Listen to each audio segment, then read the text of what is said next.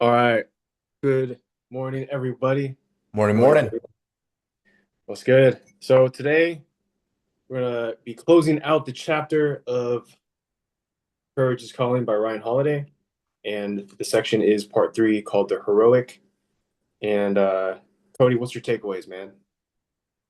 Well, give me one quick moment. I'm gonna show you guys the chapter that we're on, or the Sure. actual section is called the heroic, like we mentioned. Mhm. But in case anybody wants to read the first page, because it actually has a lot of good nuggets in it. I got you guys. But I mean, so far the entire here it is. If the Nice. camera focus. There you guys. Pause it, watch it, look at it, read it. It's good. Um, So, throughout this whole section, I got I got the opportunity to write down a few notes. That's how I've been treating this entire book as like my own personal journal, just writing down notes that I've seen um, that I can resonate to and Mhm. stuff that I can ponder about. So, in one of the chapters of the selflessness of love, I really, I underlined to love thy neighbor is one thing, to be your brother's keeper and to sacrifice for them. Quote, greater love hath no man than this, reads the Bible verse, that a man lay down his life for his friends. So, And I think I also posted this on my story that, to be a hero, you're really sacrificing yourself for the benefit of someone else with no personal gain involved. Like that's not a thing that you even think about. And later in the book, I actually just read a little bit about it. It says that, why would anybody be a hero if it's going to cost them so much? If it's going to cost them their life? What's the point of even doing it? And, you're right. Honestly, what is yeah. the cost? If you're looking at the cost and it's just your life, then you might not want to do it. But then you won't be someone that we remember. And what I mean by that is if you look back in history with all the great warriors, all the great generals, and especially all the people who just made history, a lot of them did a heroic thing that costed them a lot. Now, it was in that event of them doing said thing that created history that we Yeah. now read in history books to look back on to glean um, new excerpts, new ways of thinking, new perspectives, and how they were able to lead um, large countries. So I want to know what your take on the section, the heroic, and what you were able to glean while I look at a couple more of my notes. Yeah, brother. Yeah, what I got from it as well is that it's literally for me, it's all these heroic figures that we were reading about. We're basically we're taking the baton from those guys, from like Leonidas, from like these war generals to people who changed history, like Florence Nightingale, right? And those guys didn't really hesitate to take action. So we're taking on the baton and their courage, and we're using it in our own lives every day as it applies to fitness, leadership, challenge, being an athlete. And we have to take that courage that they got and we have to use it, because if we don't, who will? The next person's going to do it, but they're not going to do it as good as you and your version of courage. So we're going to take their version and we're going to use it and apply it and just pass on that greatness and the legacy. So what I got from this book is we're literally becoming Stoics every day. And I think that you and I subscribe to this lifestyle because I don't know why. It's just like it we resonate with it. And courage is not just in the book, it says courage is not something you like always, it's not something you do, it's something you like you earn every day. You have to earn courage. You have to earn the right to do it every single day, in every moment, always. And it's a guiding light, it's a guiding principle. So it's like someone's tapping you on the shoulder. This is your moment right now, right? In any application. So that's what I got from it. Dude, I love that. I love that. Yeah. It made me think about um, what actually happened at I'm working. Okay. It's late at night. I'm working. I just became manager of the restaurant, so Congrats. thank you, thank Hell you. yeah. And I just shifted. Um, man, what's it called? It's called. I shifted over authority to this other manager that was going to close for the night while I leave. So basically, was what was going on. So I'm just helping him at this point until I'm going to bounce. Yeah, yeah. And you know, I could have left at 9, but I saw that there was a huge amount of dishes, and there was another task that I needed to do, Uh-huh. which I mean, if you're a manager, and it really depends on how you look at that. How I look at that is like, okay, well, I have a couple tasks here. My employees are already working on something. I'm gonna go knock this out real quick. Doesn't matter if I can leave right now or clock out. So I started doing those tasks. Um, I told the other manager, I'm like, hey, after I do this, I'm gonna bounce. He says, cool. I complete everything, and then he comes to me with another like task list. Yeah. He was like, wait, hold on, before you leave. And I'm like, all right, what's up, man?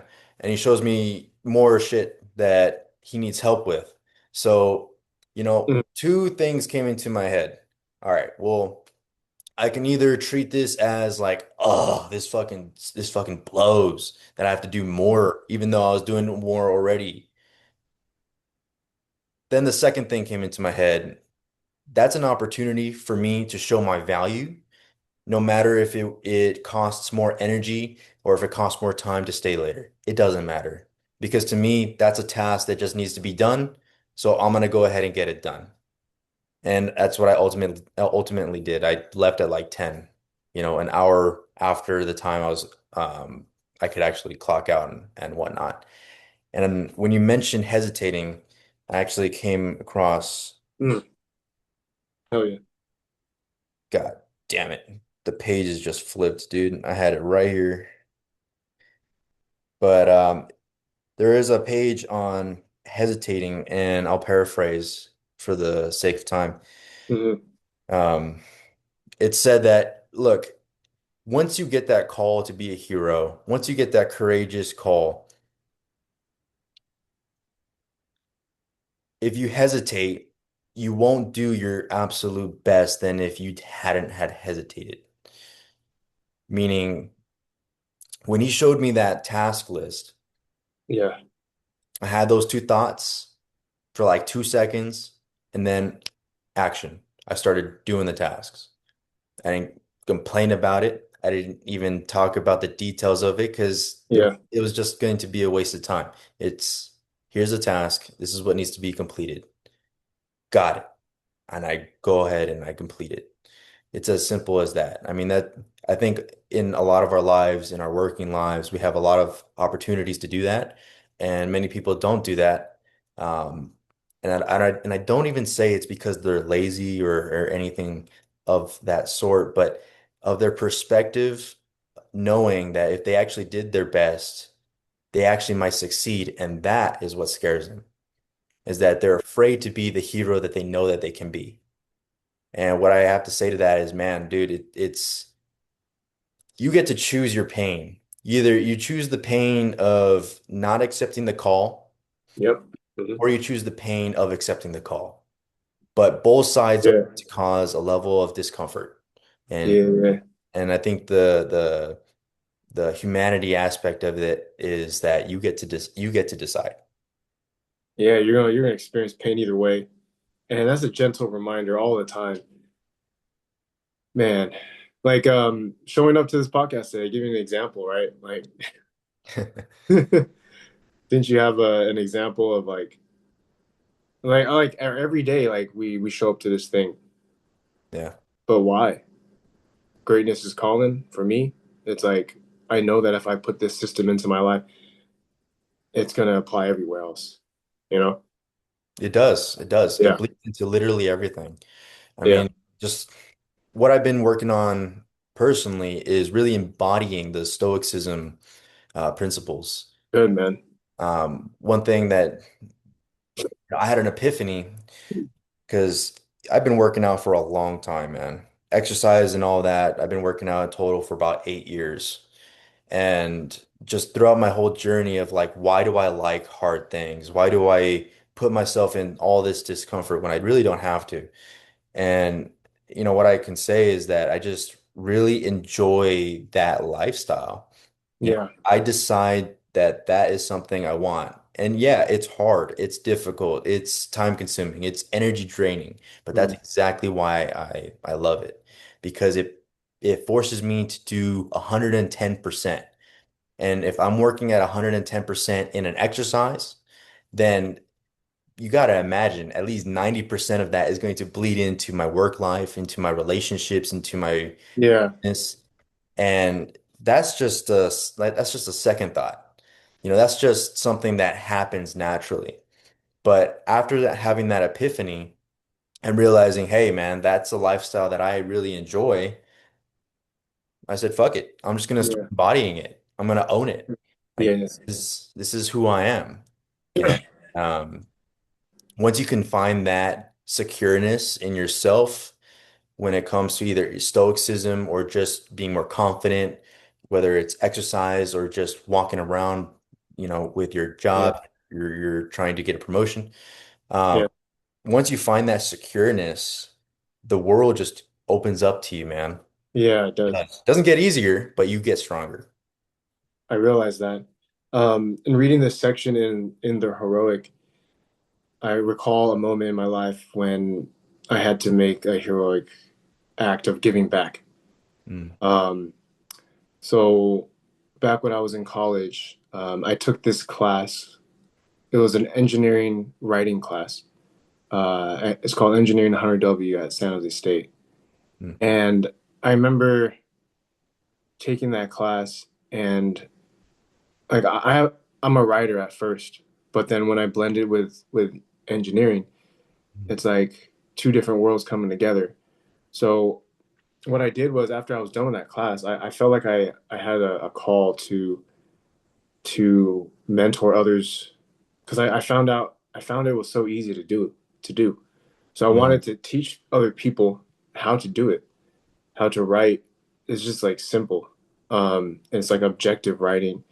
So what I did was I got cool with the professor and I basically like volunteered myself with no pay to be basically a TA. Right on. I didn't even like get paid for this. I just thought it was a calling. Like it was, I think it was the mentor in me, the coach in me that was forming. I didn't know what it was. And I Hmm. remember this one student asked me, "Do you even get anything out of it?" I'm like, "No."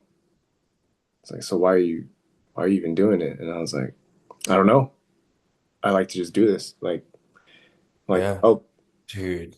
and then I was like, "Oh shit, what am I getting?" I was like, and then I was like, "Should I even be doing this? Is a waste of time. Like, what the fuck?" But Yeah, like, I was going through, different things in my life at the time, but I just felt like whenever I give back, I become a better person, and it's like a gentle reminder all the time. So I basically mentored like 3 semesters worth of my time just to help people learn how to do it. And I would be in the class, and then the professor would give me access to people's grades, and like that much trust. She shouldn't even be doing that. But I just did it because it's like, okay, the professor trusts me. I'm doing the right thing. I felt like I was just doing the right thing. And I would yeah, grade people's work. I'll give them feedback. I would go in the class and like have my 10 minutes of discussion to everybody. It's like 50 people, that I'm like organizing my time to like teach. And I was getting to know different students. I was mentoring them, and they always thought like, "Hey, that's the TA." I'm like, "No, I'm just another one of you guys, man." I'm just a dude that does extra work. Yeah. So, and then later that formed into me starting my business with my brother. So I think that's what it's like in your life. You're probably doing something, but you're called to do something else, and you do it, and then it just evolves into something else. Mm. Yeah. That you're learning the skills in one era, one chapter Mhm. of life that's going to help you in the next. I've had a Yeah. lot of experiences like that too, man.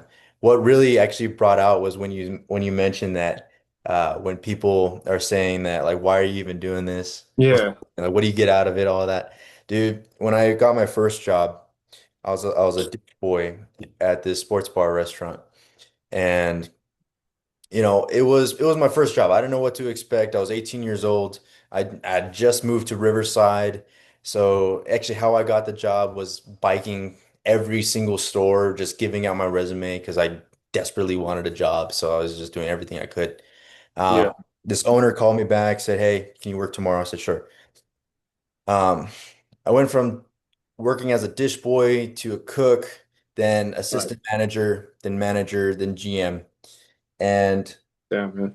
through each of those phases, I worked my ass off Yeah. and I loved it. Man, Right? people say, "Hey, you're just a dish boy." I take it as it's my opportunity to be the fucking best dish boy. No matter what dish I see, I'm gonna clean it. It's going to be sparkling. Mwah, it's going to be polished. It's Yeah. just what I do. Cooking, same thing. Assistant manager, same thing. Whatever Yeah. my GM wanted, I was there. Came GM. Now, whatever the owner of the restaurant wanted, I was there. And I Mhm. had a few people, a few old coworkers who just like didn't understand why I was doing what I was doing. Mm. The best thing that I could say at the time was like, dude, it's just who I am. Yeah. I got nothing else to say to you, man. It's just what I do. And there's no personal gain in it. I mean, I got paid a little bit more considering I worked more hours, so there's that aspect financially. But I mean, it wasn't like life-changing money or anything like that. It was just I'm there. I want to Yeah. do my best. I want to help out the owner of the restaurant as much as I can. And I think a lot of that actually came down to um, you know, having a mentor because the owner of that restaurant was my first ever mentor who took me under his wing and showed me the ropes. From the business side and system side and how to go about certain things, but also I think he has his doctorate in psychology as well. So he would take out some time just to speak with me on on a real one-on-one basis. And I really Yeah. appreciated that considering I didn't have that at all actually I didn't have that in my entire life. Yeah. My father is a very distant individual, Mm. so never had that connection Wow. for this mentor to come in my life and to show me that guidance. That was in a time where I was doing bodybuilding. I was really into running these 15, 20 milers just for the fuck of it. And so I guess he saw that and he was like, dude, I'm gonna take this kid under my wing. And it completely revolutionized my entire perspective on everything. It made me realize that what I have currently can improve and become much more in life because he shared, his life story with me and whatnot. And so it transformed my perspective into say, wait, so all this extra work that I'm doing Yeah. actually is paying off. I just have to be patient. Dang. Yeah. I didn't know he was like studying a lot. Like the guy was a PhD. I didn't know that. That's crazy. Oh, he's a I very thought, brilliant guy. He got his bachelor's as a project manager and then he finished it okay.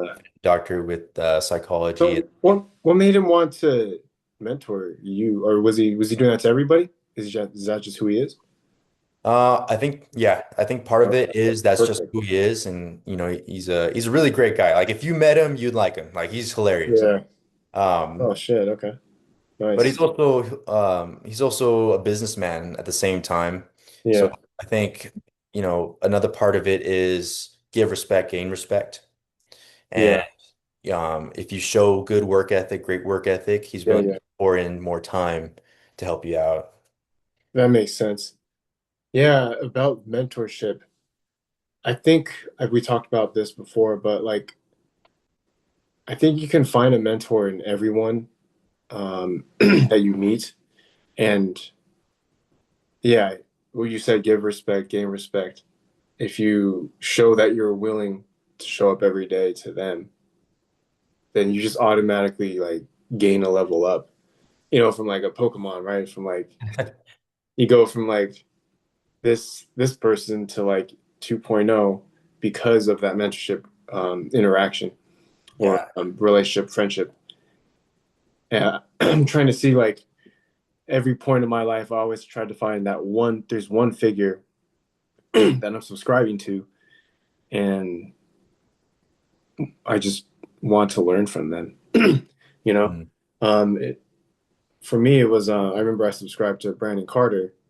I actually took his like higher end ticket price I remember that. program, and even Derek Moneyberg, his friend, and that transformed my life. Like I just started reading all these like great books, and it was like the easy way out. It was the shortcut to success. Mm, And I just remember what I learned from it was just like a amazing drive of responsibility and just taking ownership of the outcome. And just reading this book on the heroic, that's what I feel a hero is. It just takes ownership of the entire outcome of its process of the good, the bad, and just takes just moves the project forward. That's basically what it is of being a hero, I feel. yeah. And doing it for the benefit of others. Yeah. Uh, Um, what experiences in your life do you feel called you to another experience? Yeah. well, I was gonna hit on the point when you brought up Brandon Carter because I Oh think, yeah. yeah, that was the second pinnacle of my Mentor. mind coming into like this business perspective. The first time I came into contact of like business related anything, I was recovering from surgery after getting hit by an SUV. So I was bedridden for closer to a year, and I couldn't work because at the time I worked as a mechanic. So I started to look online and see what can I do now, one, to be productive because I can't just lay here. Because I mean, previously to getting hit, I was working out like for 2 hours, running and all this shit, and then now I got to be bedridden. I mean, it fucking sucks. When was this? This was in 2022. Um, and so, and I also wanted to make money. So I started looking up online and I found it was called Hustlers University at the time. It was a big web network that was hosted mainly by Andrew Tate, Tristan Tate, and Oh, okay. yeah. So I subscribed at that time. I subscribed to that type of perspective. I mean, it was the first time that I've seen someone talk about business so passionately. So I'm like, dude, Oh wow. that's what I want. That's And, good. and so I started getting into copyright, learned copyright, learned how to do that. And then I started calling all these businesses. I looked up at their website. It could be better. So I called them up, offered all my services and stuff like that. And then a little bit later down the road, I got healthy, got a little bit healthier, started working out again. And then I thought of, well, wait a second. If I like business and I like fitness, why don't I combine the two? And so I Yeah. started having that mindset. And it wasn't long until I came across Brandon Carter's advertisements Oh or, damn. or I started looking at that. I'm like, maybe I can do that too, because I have a lot of knowledge. I can guide others and show them how to lose weight. I lost 100 pounds in a year. Uh, That's crazy. Oh, I still can't believe you did that. Like I mean, you look so different, dude. I I don't know. remember you showed me. Jesus. So I have some value that I can actually give somebody. And so, yeah, if anybody wants to know real numbers, and I'll pay this any, like if I had to go back, I would pay this any amount again. But I paid $8,000 to join his community of people, which is where I met Alec, Hell yeah. where we learned sales, where we learned how to market, where we learned the certain the niches that are available in fitness and whatnot. Um, and we had people, coaches who already done it and had proof of doing it before, who were there to kind of guide us and explain things a little bit further. Um, After that point, man, I think that's when it really just exploded for me because I made my first sale, selling completely off of social media, selling one of my workout programs, coaching that Yeah. individual. And it really was a light bulb moment because I never thought it was possible at that time before, selling. Um, Really? Anybody can make money just online, without having to like go to work or anything like that. And so when I saw that I made money through the web and I didn't Yeah. have to leave my home, it was it was it was an eye-opening experience, man. It changed it kind of It changed your just sold beliefs. everything for me. It changed your beliefs, right? It did. Well, I'm constantly changing my beliefs as I get older. But yeah, that did give me some more information to make that decision. Yeah. When you say you're constantly changing, like what did you mean by that? You Like, I try out things, like Hmm. it's kind of like interests, I'm interested in this. I'm gonna try that. Does it fit with me? Does it fit with my lifestyle? No. All right, discard it. I just don't pay mind to it. Hmm. Like, this thing sounds, feels like it's part of who I am and what I stand for. It does. Cool. It sticks with me, and Yeah. I'm constantly unlocking this, um, more and more of myself. Um, Yeah, man. but yeah, I think it's important to reflect on your beliefs because that's probably the hardest thing anybody can actually do for themselves is to Yeah. look Yeah. Yeah. at their own beliefs of what they've subscribed to for 10 years, 15 years, 20 years, and so on, and to say, you know what, that no longer serves me. And to say that is the most painful thing because now you are aware that this way of life is no longer fitting who you're becoming. And so now you have to psychologically, symbolically burn that part of you so that you can make room and create this Yeah. version for you. Damn. Okay. So so in reference to this book, Courage is Calling and the heroic, going from fear to courage to the heroic. Mm. And we talked about beliefs, and beliefs shape your behavior. There was this guy on Instagram he's been following me for like 8 years, and he just believes that he can't do something. He can't blend being a great father and also running a real estate business and a side business. Um, I think he's a mechanic too in cars or in trucks. Those those big trucks on the road. Yeah. The yeah That's nice. yeah the semis and fitness. And he certainly believes. He even says so many times like this can't be done. Uh, And I'm just like well, I can tell you why it can't be that's done, brother. yeah Doing so many damn fucking things. yeah You have all your energy going in yeah. places. And I feel like he needs. Damn, that guy needs guidance, man. Like, he keeps reaching out to me, and now it's like, all right, I have to be a hero.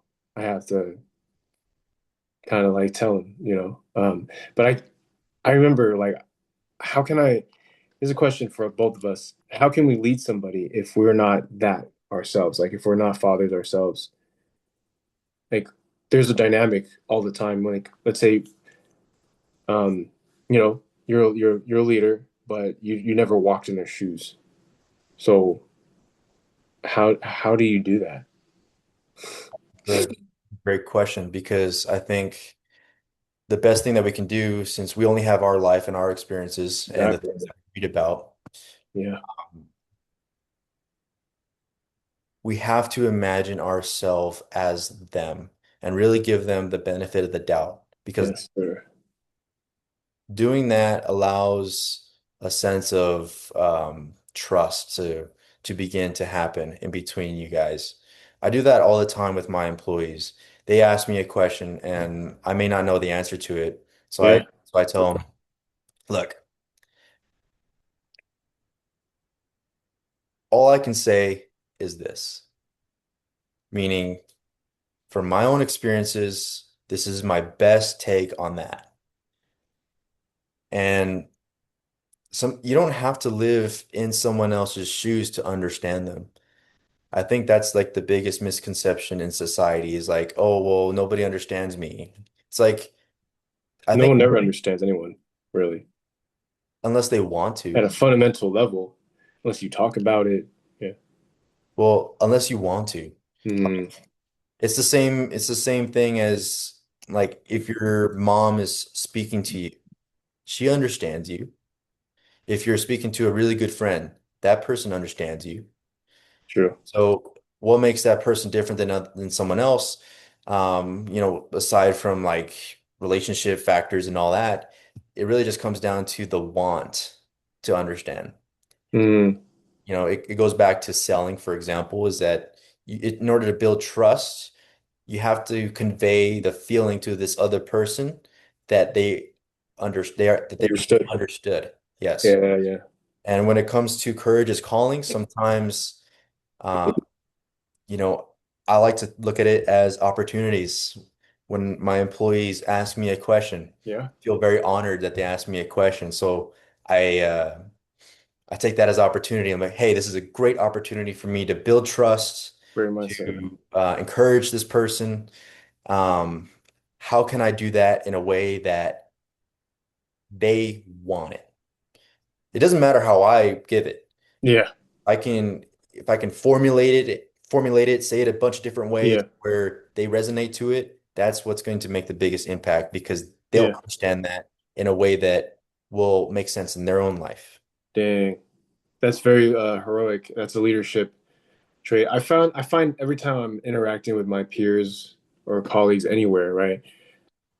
I they always know that I'm like the fitness guy. I could just see the body language.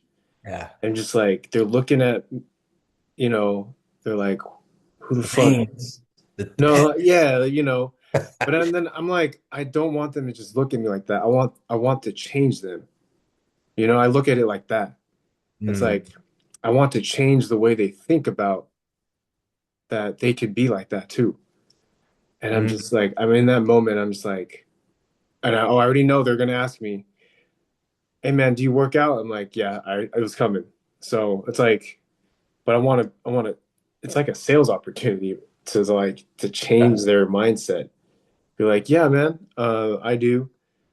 Do you too, man? And then, they just like, yeah, it's just hard.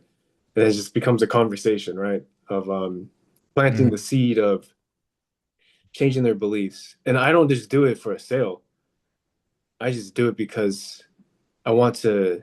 Those are the same conversations I had before I even attempt. started working out. Yeah, before I attempt something that's very difficult in fitness, like because it's out of love, right? For fitness, Yeah. and I feel like if I give back to changing somebody's belief patterns, it's I'm I'm becoming a hero for fitness, for what it does for people. I would even add on to that love is not just for fitness, but it's your compassion to another human being. You see this person, you see the potential of what they can be because you were at one point with Dude, I no was lost. Yeah, yeah, and yep, now you're there where you're at. So like, hey man, just 3 years, go to the gym, eat yeah, right, guarantee you're gonna see results. Like yeah. And so the greatest gift that we have is our power to influence.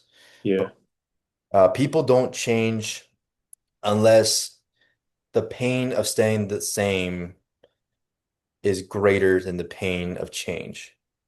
Yes. So, um, whenever I want to connect with somebody, I always try to leave an open door in some type of way. Uh, Right. because me- some people may have heard this, some people may not have heard this, but it's like it's a good rule of thumb to live by, where if you're trying to connect with somebody, you're asking them questions about themselves. Usually after the third question you ask them, if they didn't ask you a question, it's just wrap it up and keep walking, bro, because Engaged. they're not engaged with you. Yeah, yeah, yeah. That's good.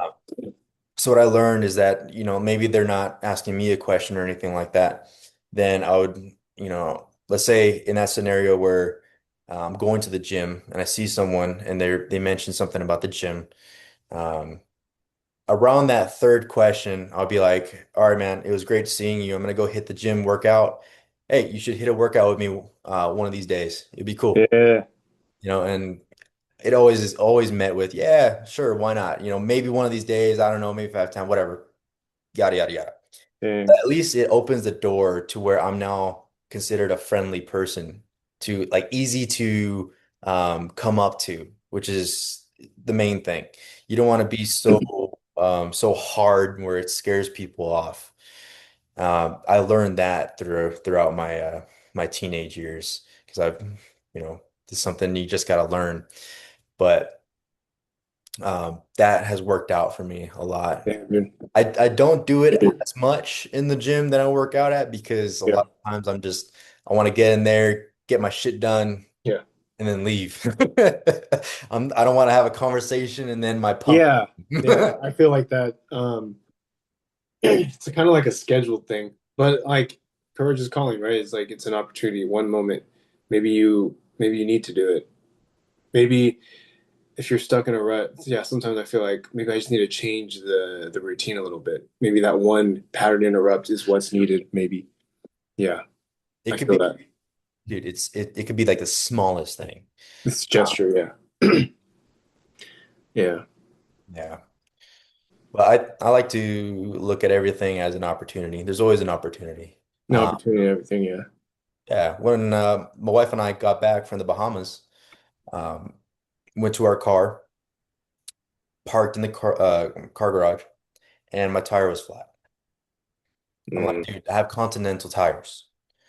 In other words, for people that don't know tires, Continental mhm, tires have like these self-sealing air pockets, basically. So if you get like a puncture, it self-seals it, so you don't have to mhm. worry about it. I don't know what the fuck happened. Before I left, it was fine. Got there, not fine. All right. So I had it Uh, towed and everything. I got it to one of my dealerships. I know all the guys there because it's the only dealership that in Tucson, Cadillac. I worked there. I used to sell there. So I'm talking to the guys and they're like, "Yeah, man, I'm sorry that you had to go, deal with this after coming back from the Bahamas." I'm like, "Dude, God is just giving me more opportunities to be patient." yeah, it's so true. That's all it is. There's no point in complaining about it. I'm just like, Yeah, I'm just gonna become more patient from this and learn something. yeah.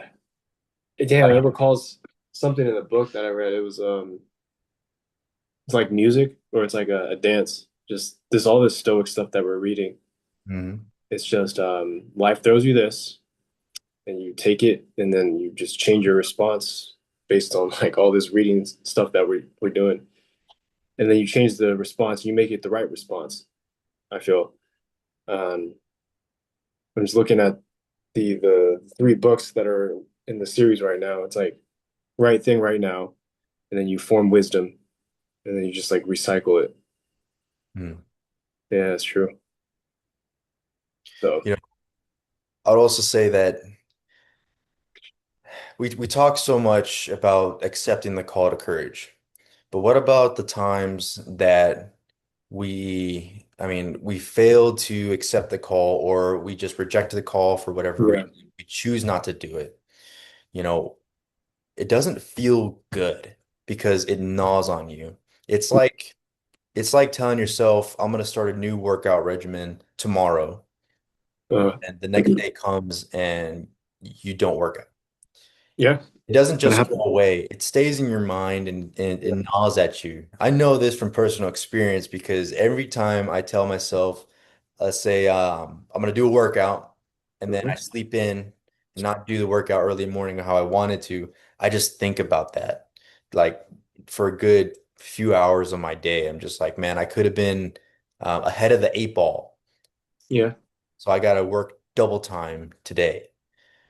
But on days where I do accept the call, it's so empowering. And that's what I mean earlier in the podcast when you say you get to choose and decide what level of discomfort you want to experience. Is it yeah, accepting the call and having to like maybe lose some sleep, spend more energy and then feel empowered, or reject the call, maybe sleep in, relax, stay in the comfort zone with the thought knowing that you could have been better that day. Which one are you going to choose? For example, today I woke up at 3 in the morning. I went to sleep at man, 12 in the morning, got up at 3. I wanted to do a workout before I got here.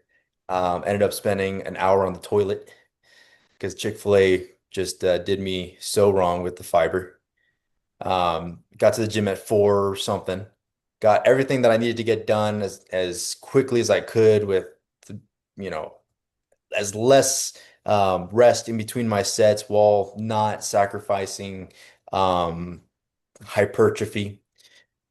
And I got back and I had to sit on the toilet again for like another 30 minutes. And now I'm here, 10 minutes late. But yeah, I there are going to be obstacles when you accept the call. And to always. me, that was a really um in my face type of obstacle. I could have just, oh, my stomach's hurting. I'm not gonna work out. I'm gonna work out after the podcast. It was so easy for me to do that, but I didn't. I chose not to because I knew that I wanted to be ahead of the eight ball. I wanted to show myself that it didn't matter what obstacle was in my way, I was going to get it done no matter what. And luckily, I didn't shit my pants during the workout. Workout went great, back biceps, and now we're talking, and everything's great. Everything's better than the alternative. Had I not gone and did the workout. Damn. So every to use this book for those out there, um, when the decision was made. So make it when you make a decision to stick to something, it's going to be geared accountability all the way. So I Ability. remember when we took a pause from this podcast when it was Muscle Secrets in 2023, and I was like, damn, why did I stop this? And Yeah. then we came back 3 years later and we're like, dude, like I think we need to do this again. Like it was just like part of it was the calling or something. I don't know. And then once we made that decision, man, it's just like geared accountability. Thereafter, it's like, all right, let's do this, man. And and remember, any decision you make, guys, you have to make it, and then there's going to be you have to use the Stoic principles throughout this journey. So if you really want that decision and you really want that for yourself, you're going to have courage. You're going to have to use discipline, which is going to be the next book, because discipline is destiny. And then you're gonna run into a lot of obstacles on when to do the right thing, when to not do the thing. Yeah. And then you're going to gain wisdom out of it, and it's going to make you better. And you're just going to recycle it. That's very true. That is very true. I think discipline sets you free is what it is, what it really Yeah. comes down to. Because I mean, I think that there's no greater feeling than keeping a promise to yourself, knowing It may be discomfort that you have to meet along the way. Um, it makes you feel empowered in your life. You have a hold. Yes. Sometimes keep sleeping in, keep hitting the snooze. You're not doing what you're supposed to do. You're breaking all these promises to yourself. Life may feel like a tornado and you're just flying on by, hoping that things go right. Discipline grounds you. It's like putting cinder blocks on your feet while you're walking throughout that tornado storm of life. And it Yeah. gives you all the confidence you ever need. Doesn't matter if it's exercising, doesn't matter if it's what doesn't matter what it is. If you're keeping the promises to yourself, which is through discipline and the commitments that you say, you're going to have that feeling inside you. Now, we advocate for fitness because that's our background, and we know from um, direct action and results, that is something that you can achieve like really quickly. Start working out like a month for let's say keep the weekends off, relax, kick the feet up. But Monday through Friday, make sure that you're in the gym or you're doing some type of workout. And I can guarantee you after 30 days, you're going to feel much better about yourself. Your body might not change, but your whole perspective of life will. And Yeah. that's what helped me with fitness. I'm sure it's helped you as well with Mhm. fitness. Yeah. It's just it makes life better. I think Arnold says, you know, he he has to work out every day in the morning because before working out, it seems like life is just black and white, just gray and nothing exciting. But after you go into the gym, you get a good pump, you work out, you sweat, you get all that anxiety out of your system. You start looking at the world with rose-colored glasses. Everything is pretty, everything It's weird, man. vibrant. It literally changes like your entire state It of does. just like committing to that. Yeah. It's something that a person who doesn't work out will not know yet. It's like you're just going, it's like when you see a movie and you didn't even know it just changed your perspective or something. Like a really good movie, Yeah. and you don't know what you're walking into until you watch it. It's like fitness, same thing.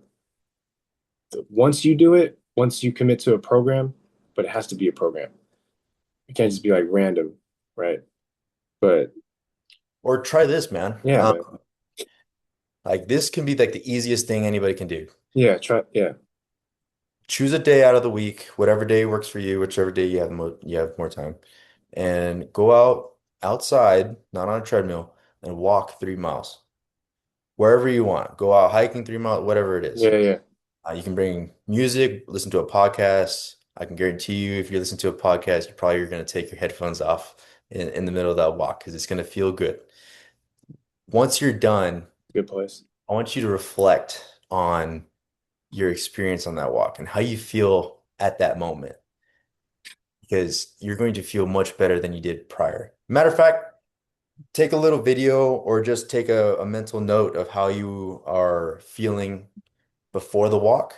Do the 3 miles outdoors, come back, and then take another mental note. How are you feeling? I guarantee you, I'll bet my life on it that you're going to feel much better. You might feel tired, but you're going to feel better about yourself.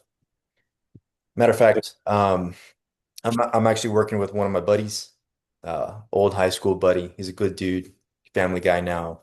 Good. I think he's in the Navy, and he reached out Oh asking for man. some just for some guidance on like splits and workouts.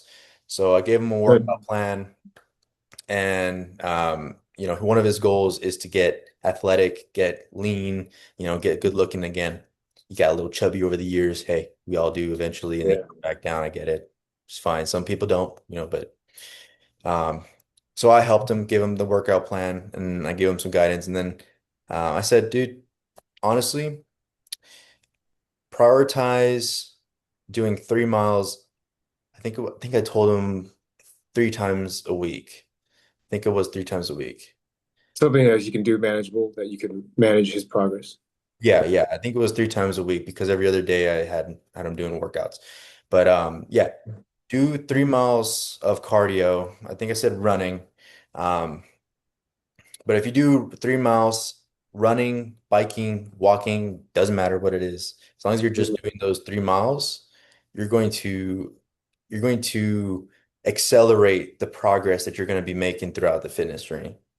And so you mentioned this earlier when you said, how can you guide somebody if you were never in their shoes? Mm, So after I gave him that advice, I started thinking of my own workouts. I'm like, what do I do? I'm like, okay, well, I work out at least 4 or 5 times a week, sometimes 6 times a week. But where's my cardio at? And where's my body fat percentage? What are my goals? And I started thinking, you know what? I'm gonna mm. commit to doing 3 miles every day, whether it's running, biking, Okay. walking, or swimming. I probably won't do swimming, honestly. Probably do it once just to try it. But so that I am the standard.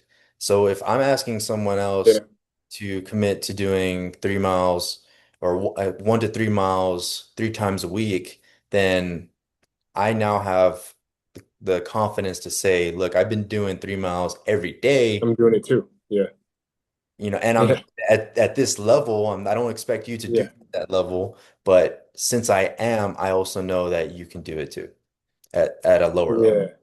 And so I guess to answer your question a bit ago was if somebody's asking Oh, yeah, yeah. guidance, figure out how you You can can do it start too. doing that. Yeah, So that it's almost like giving yourself permission to be able to guide that person. oh shit. Okay. That makes a lot of sense. So I know how to help that guy now. Gotta have a kid. Yeah. Let me do this for you, bro. Nah. Let me do this for you. Matter of fact, I'll do 6 miles. I'll do three for me, three for you. Yeah. Yeah, it's so true. Leading by example is the first step in leaders, right? You can't ask. I remember when I was in the military program, it's like you can't ask your men to do something that you're not willing to do yourself, ever. Absolutely. And if you look at like I'm not military affiliated at all, guys, but if you look at like a Marine Corps drill instructor, man, I love those guys, man. They have so much responsibility to create somebody in 90 days from a civilian to, you know, a basic private. And those guys are the backbone of the Marine Corps. Like it's the spine that holds, they have to exemplify it. And yeah, if you want to see leadership, just look at those guys, you know. I'm following a lot of those guys on Instagram right now because they're good leaders to fall back on and to learn from, you know. And I remember when I was being trained, there was this one guy. He told me, "All right, after you leave this place, I want you to read this book. I still need to read it. It's called it's called Leaders Eat Last." Hmm. And he said, "I want you to read that and learn from it." So leaders eat last is leaders have to basically they have to be first and they always have to leave last. Have to be the first one to show up, but the last one to leave. And then I'm looking at this book, Courage is Calling. Every time you do that, you grow. Do you feel that? Like every time you do that, like you grow, Um, for me, I feel my patience grow. your patience grows. Yeah. Yeah, because getting there early, that's one thing. But to stay later than everybody else, I can physically feel my patience growing because I got Yeah. no other choice. I'm like, I'm a leader. This is what I do. This is what leaders do. Yeah. So I might as well get something out of it and be more Yeah. patient. Yeah, man. It's just like just think about it. I remember like there was another a leader. I remember like we were doing this like obstacle course and the person who's leading the obstacle course just knows every single outcome that's going to happen, even like the ones that don't go well. And I Mm. remember this one guy like dropped something and the leader picked it up and he was like, "Hey, you dropped this." It's like you missed a spot. And I was just so like amazed. I was like, this guy knows exactly how the course is going to go. He knows the Mhm. ins and outs, and he knows what's the failure points of what the course is going to teach that person. Mhm. And I was like, damn, that's like true ownership. You're going to own the entire training course. Or like for me, when I was teaching those people like how to write, you have to know like the course entirely from zero to hero. Mhm. So that really pushes me and challenges me to, for me as an online coach, to really own the the experience for that client. Yeah, I'm gonna do that for sure now. Yeah, There you go. I'm gonna remember what to do. Yeah. Jot it down, write it down in a notebook. Mhm. Ideas are fleeting if you just leave them in your head. Like, before this podcast, I mentioned that idea that I had. I woke up at 3 in the morning, dude. I was asleep, dead asleep, and then just got woken up and I had that idea and like instantly ran to my journal and I wrote it down because I guarantee I was not gonna remember that. I was gonna go back, went back to sleep, woke up the next morning, and I'm like, it's just a new day.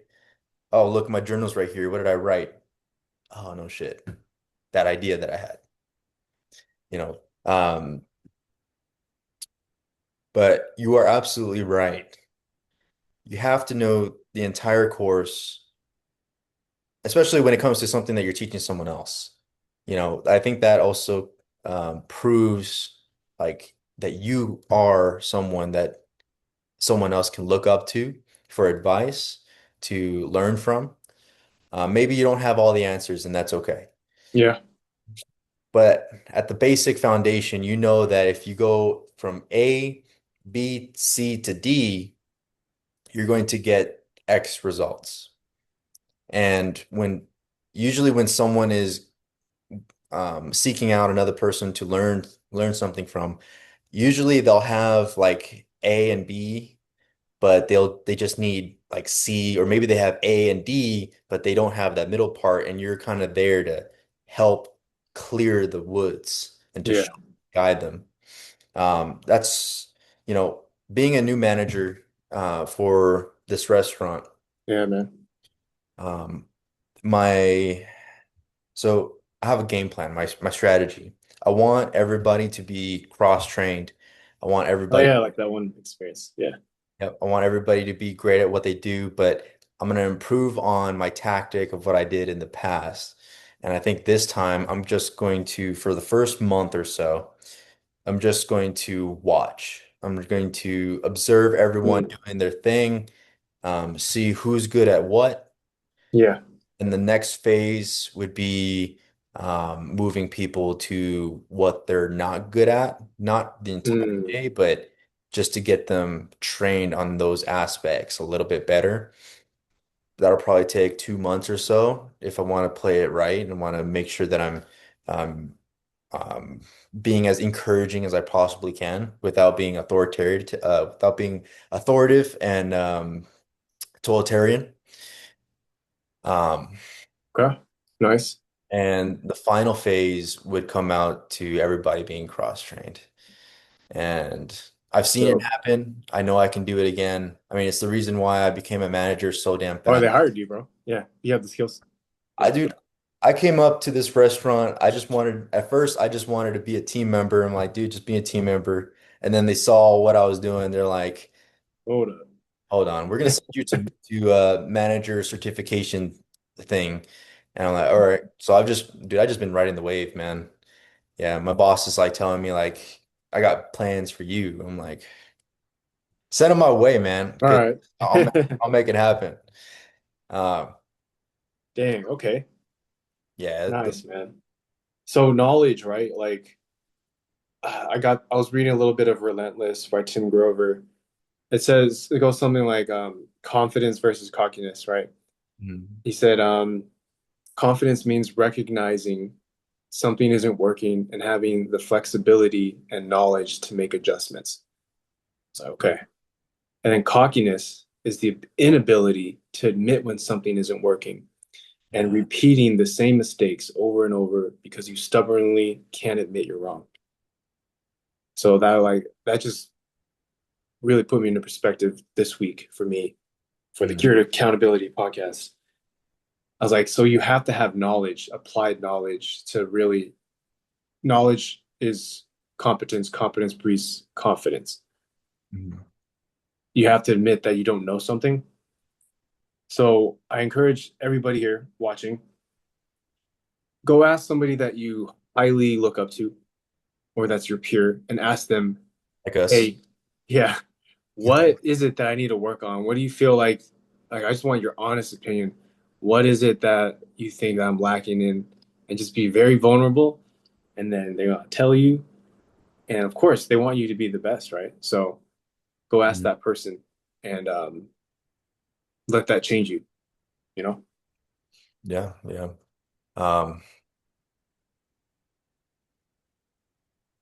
I think that the type of person that you would ask, you probably already have in your head like something that you probably know that you should be working on anyway, Hmm. and you're just waiting for someone to tell you. So Yeah, I think to complement what you were explaining, um, I've recently been working on, at least the past few months, I've been recently working on having a really healthy obsession of not giving someone else's opinions power to tell me who I am. excellent. And in that, I've learned to give myself permission to do a lot of the things that I know I could do, I know I should do, and I know I want to do.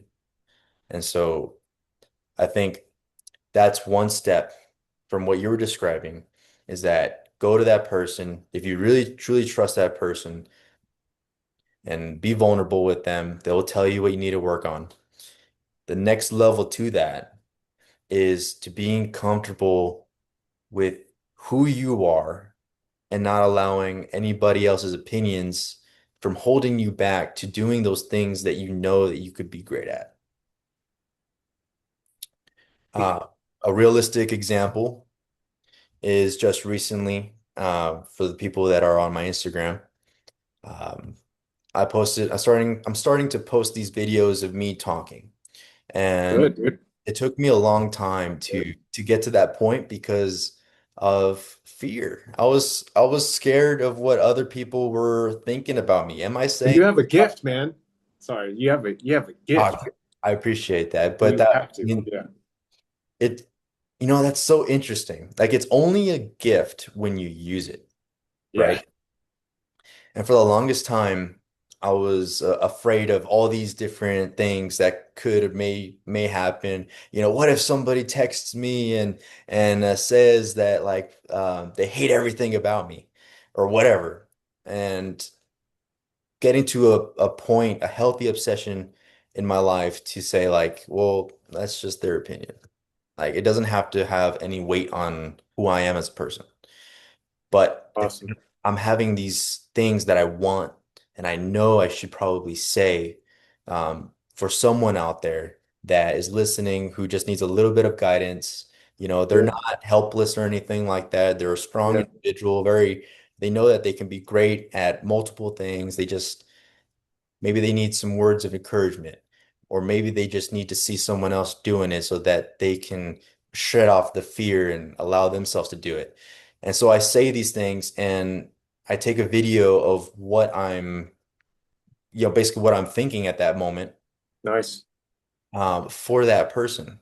And I think that is courage in of itself and a version that I'm choosing to be a hero because I'm choosing to withdraw from all my fears, all my insecurities to help someone out there for Yeah. for that person, um, who tune in to the podcast. Maybe they just, turn on YouTube and they came across our podcast and they're like, oh, hey, these two dudes are pretty interesting. They got some, real shit to say.